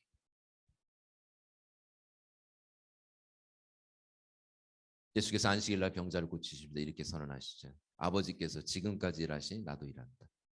예수께서 누리신 아버지는 예수 그리스도와 동역하시는 아버지. 예수께서는 순종하심으로 삶을 드림으로 아버지와 역사를 만들어가는 삶을 사셨다고 말합니다. 예수 그리스도 안에서 누리는 하나님 아버지는 우리와 뭐 하신 분이세요? 동역하시는 아버지. 아멘. 여러분 얼마나 은혜가 되십니까? 하나님이 우리와 동역하기를 기뻐하세요. 놀라운 건 하나님은 전능하신 분이라는 거예요. 전능하다는 뜻은 나의 도움이 필요 없다는 뜻입니다. 그러니까 하나님은 나를 필요로 하실 필요가 없어요. 그분으로 충분한데. 근데도 그 전능하신 하나님 나를 불러주세요. 나와 동역하길 원하세요. 왜요? 여러분 이유는 딱 하나밖에 없죠. 사랑하니까. 전능한 하나님이 내 도움 필요 없는 하나님이 나를 동역의 자리를 불러주신 이유는 사랑밖에 없는 겁니다. 그와 함께 역사를 만들어가도록 그분의 장을 회복의 사역의 장을 열어주시죠. 여러분 생각해 보시죠. 하나님 혼자 하는 게 낫습니까? 우리와 함께 하시는 게 낫습니까? 하나님 혼자 하시는 게 훨씬 낫습니다. 하나님 나와 동역하려고 하는 그 순간 하나님 기다리셔야 돼요. 왜요? 감정의 기복이 너무 심하니까. 여러분 우리가 새벽 예배 제대로 한번 드리면 은혜 확 받습니다. 막 인생 던져요. 새벽에 하나님 내가 여기 있으니 나를 쓰시옵소서. 근데 점심 때 기분 한번 확 나빠지면 막 분노의 불을 일으켜서 하나님의 보좌를 불살라 버릴 때가 있습니다. 여러분 아침에 있던 보좌가 점심에 사라져요. 그러니까 하나님도 당황스러우신 거예요. 임하려고 오셨는데 점심에 보좌가 사라졌으니까. 새벽까진 분위기 좋았는데 하나님 나랑 동역하시려면 최소 일주일 기다리셔야 돼요. 최소 일주일. 어떤 데 한 달, 1년, 10년, 20년, 어떤 데 50년. 내 감정이 정상화될 때까지. 놀라운 건 하나님은 기다리세요. 사랑하시니까. 나와의 동역의 자리를 절대로 처리하지 않으십니다. 그럼 제가 아이들이 있다 그랬죠. 저희 아들 한 4살 때쯤 아이의 나이에 맞지 않는 장난감을 일부러 2개를 샀습니다. 아빠가 도와주지 않으면 조립이 힘든 장난감 2개.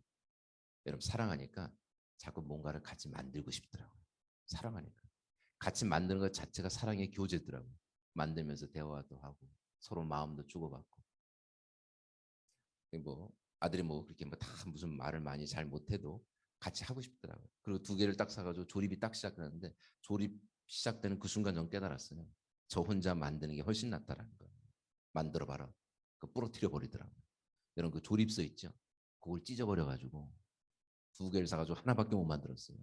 20분이면 될 그 장난감이 1시간이라도 안 만들어지는데 아들이 저를 도와준 게 없습니다. 방해를 했지. 저는 아들의 모든 방해를 견디며 끝내는 장난감을 만들었어요. 그리고 장난감을 딱 줬더니 그렇게 웃더라고요. 딱 들더니 엄마한테 뛰어가더라고요. 그래서 하는 말이 장난감을 흔들면서 내가 만들었다고. 내가 이걸 다 만들었다고. 이런 걸 보면서 제가 어땠을까요? 분노가 일어났을까요? 이야, 이 자식이 거짓말 하는구나. 이게 아니라 성취감 충만하고 기쁨에 넘치는 그 아들의 모습을 보는데 그게 아버지의 아빠의 기쁨이 되더라고요. 만족이 되고 은혜가 되고 이게 동역입니다. 하나님은 혼자 하실 수 있습니다. 근데 그분은 우리 가운데 승리를 부어주시죠. 넘치는 삶을 허락해 주세요. 그걸 바라보시면서 하나님은 충만한 기쁨으로 넘치시는 아버지가 되십니다. 여러분 사실은 비전을 하나님 주시죠. 비전을 이루는 능력도 하나님 주시는 거예요. 하나님이 사실은 다 하시는 거예요. 근데도 승리의 자리를 나를 늘 불러줘. 너 오기만 해. 여기 와봐. 내 뒤에 서기만 해라. 내가 다 할 테니까. 전능한 아버지가 사랑하는 딸과 아들을 위해서 어느 정도 갈 수 있는지 너가 보게 될 거야. 넌 난 믿기만 해라. 그리고 그 자녀를 위해서 기적을 행하시고 그 승리를 우리 가운데 부어주시죠. 이게 동역입니다. 하나님 저와 여러분의 그런 아버지 되시는 줄 믿습니다. 예수께서는 삶으로 이런 아버지의 모습들을 보여주시죠. 왜요? 이 아버지, 우리의 아버지 되길 원하셨으니까. 자, 세 번째입니다. 예수께서 하나님을 아버지로 계시하시고 아버지 관계를 보여주셨어요. 그리고 이 모든 게 실제가 되도록 세 번째, 우리의 삶을 완전히 회복시켜 주시죠. 놀라운 아버지 멋진 관계 보여주시고 바로 천국을 가셨으면 굉장히 당황스러울 수 있습니다. 네, 감사한 건 뭐예요? 하나님 아버지 보여주시고 관계 보여주시고 이 모든 것 다 우리 것 되도록 우리 인생 전체를 완전히 회복시켜 주셨다는 거예요. 그리고 회복된 우리의 정체성을 성경에서는 자녀 되었다라고 선언합니다. 십자가에 죽으시고 부활하심으로 자녀 되게 하셨죠. 그리고 여러분 자녀 됐다는 건 뭐예요? 이제는 하나님이 나의 아버지 되셨다라는 것입니다. 예수께서 누리셨던 그 모든 아버지와의 그 기적적인 관계가 우리의 누림 되었다라는 걸 의미하는 겁니다. 축하드립니다, 여러분. 자녀가 되셨습니다. 자, 한번 옆에 분 한번 보시면서 얘기해 주세요. 축하합니다. 자녀가 되셨습니다.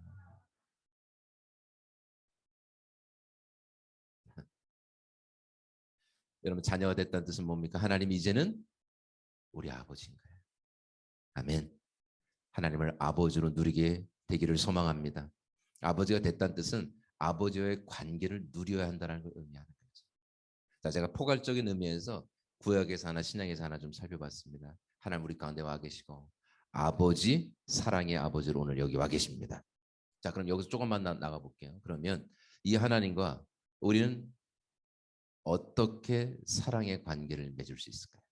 여러분 하나님은 사랑의 아버지로 임재해 계세요. 근데 여러분 그 와 계신 하나님을 우리가 애써서 외면하거나 거리 두고 살면 문제가 되겠죠. 그 다음에 있어야 되는 건 뭐예요? 하나님과 실제적인 사랑의 관계를 누리셔야 합니다. 그러면 우리가 질문해 볼 필요가 있겠습니다. 어떻게 하면 하나님과의 사랑의 관계가 깊어질 수 있을까요? 그 사랑을 깊이 깨닫고 사랑 넘치는 삶, 사랑 넘치는 중보자, 중보 기도자의 삶을 살 수 있을까요? 어떻게 하면 사랑이 깊어질 수 있을까요? 여러 가지가 있겠죠. 근데 저는 이번 주 오늘 주제에 맞춰서 크게 두 가지만 제안해 볼게요. 첫 번째는 정체성의 회복이 필요합니다. 정체성. 정체성은 내가 누군지 아는 게 정체성이에요. 근데 성경에서 말하는 정체성의 핵심은 자녀된 정체성입니다. 내가 자녀인 것을 깊이 이해할 때 자녀로서 아버지를 누리는 자리 가운데 들어가기 시작합니다. 근데 이걸 누가 도와주냐면 성령께서 도와주셔요.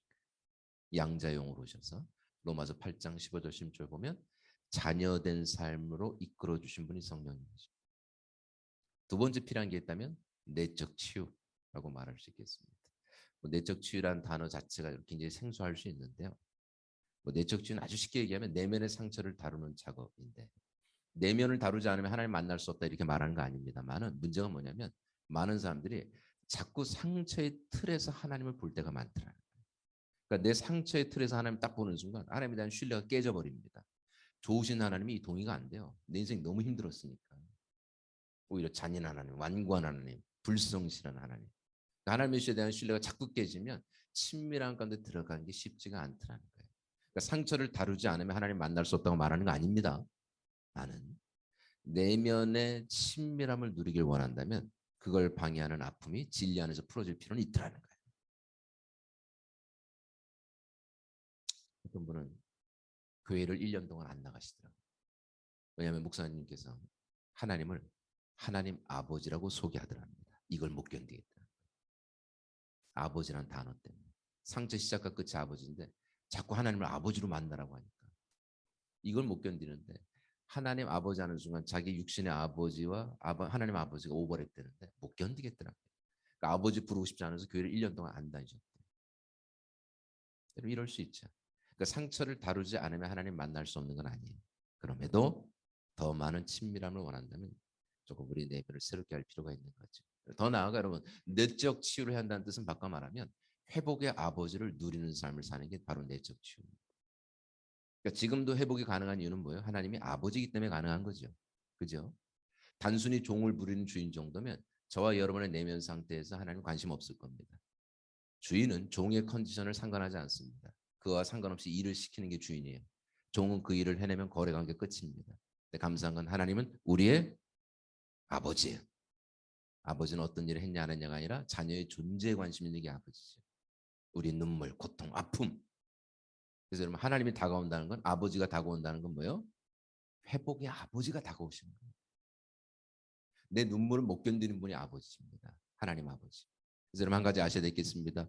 여러분이 서럽게 울 때 꼭 기억하십시오. 거기 반드시 하나님 와 계십니다. 아버지.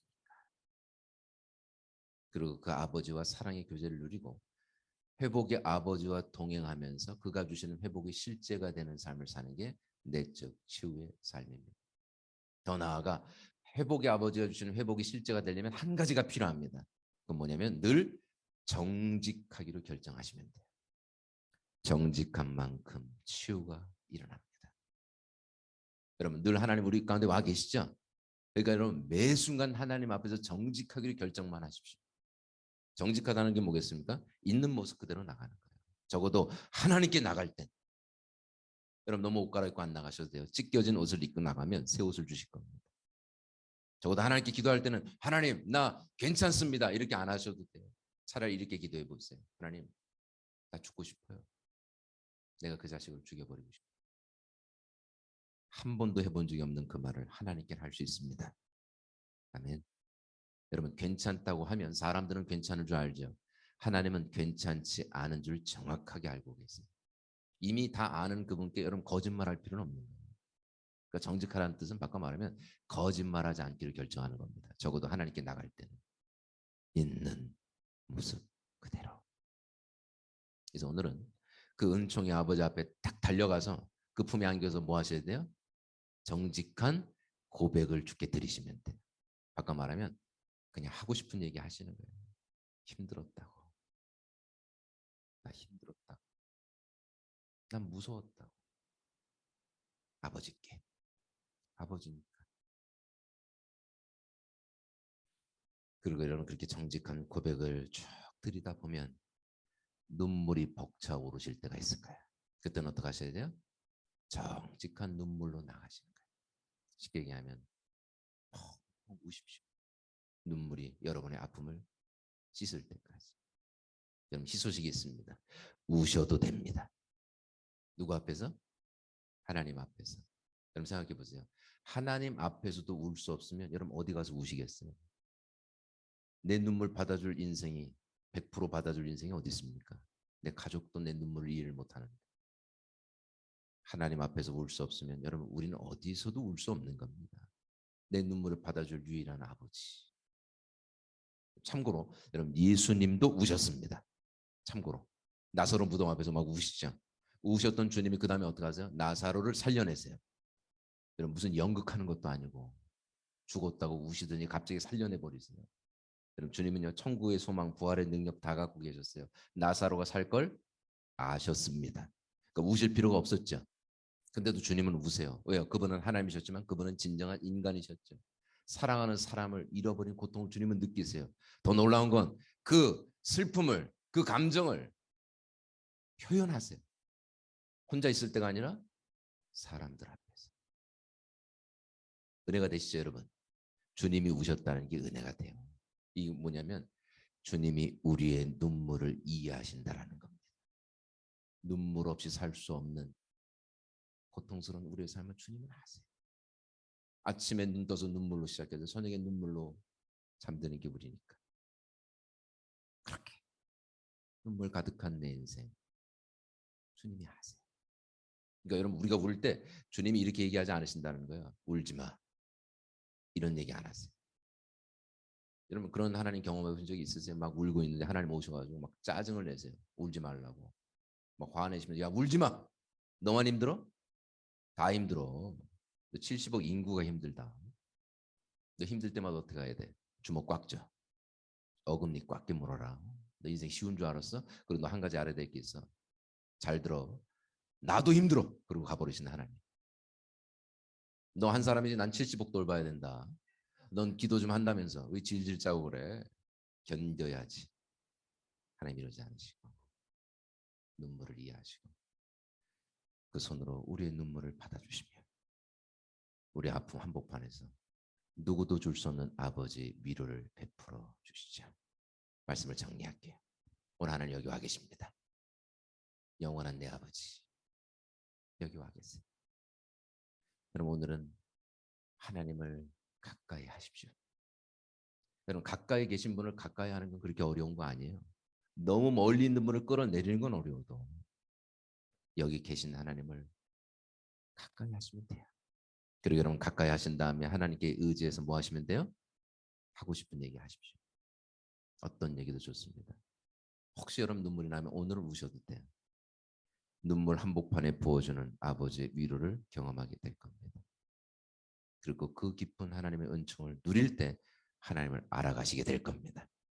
그리고 하나님을 아는 것만큼 우리의 기도가 깊어지고 그 깊은 기도를 통해 놀라운 기적이 일어날 줄 믿습니다. 같이 기도하시겠습니다.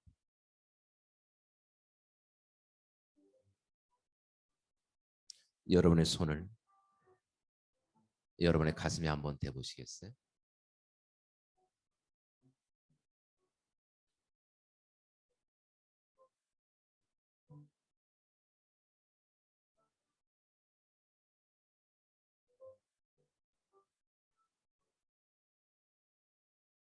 여러분 시간에는 옆 사람 의식하지 마시고 하나님 앞에만 서시겠습니까? 온 우주에 하나님과 나만 있는 거죠.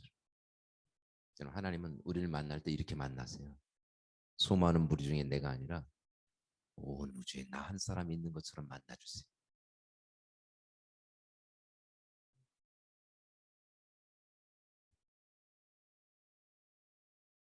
그래서 저와 여러분의 가슴에 손을 대실 겁니다. 그리고 이렇게 말씀하실 겁니다.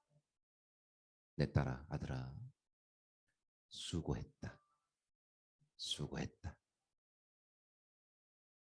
수고했다. 그 정도면 충분한 거야. 충분한 거야.